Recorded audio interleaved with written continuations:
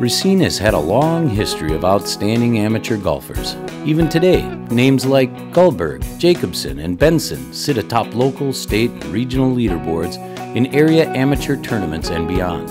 Today's top amateur golfers from Racine, however, will have to move aside as we honor the golf accomplishments of Wilford Wehrle. Never heard of Wehrle? You're not alone. Wilford Wehrle? Oh, you mean the golfer? But consider this.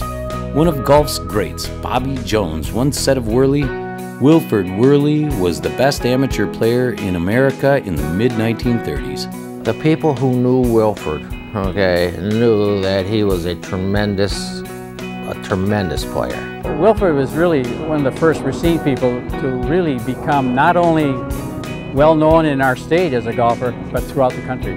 Wilford won the WIAA state championship in 1931 while playing for Park High School, where he graduated that year. That was just the beginning. He played in 4 Wisconsin amateur golf championships. He won all 4 of them. You know, where would Wilford stack up today? You know, that question's asked about all the old-time players, you know, the professionals, the Ben Hogans, Byron Nelsons, you know, how would they play against the Tiger Woods and the Steve Strickers and people like that? I think they would fare very well.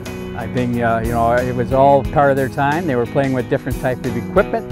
Ball probably didn't go out as far as it does today, but it still had to get in that 4 1/4 inch diameter hole. Not only did Wehrle play in the very first Masters at Augusta, he competed in the prestigious tournament 8 times. The fact that you play in the first Masters shows how great of a player that he really was. Back then, they were shot makers. They could move the ball any direction, high, low, left, right, bunker play. You know, and the ball's only going 240 yards or 250 yards. Today, it's a power game. They hit it as far as they can. Wehrle's golf victories were not limited to those on Wisconsin or even American soil. He won the Cuban Amateur in 1939. With an impressive amateur record, many people thought Wilford would eventually turn professional.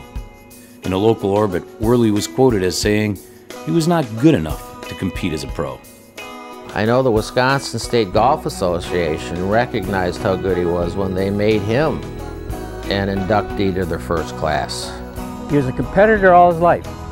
Now maybe he was fleecing somebody in a game like that, but he was doing it competitively, and he was good at it, one of the best.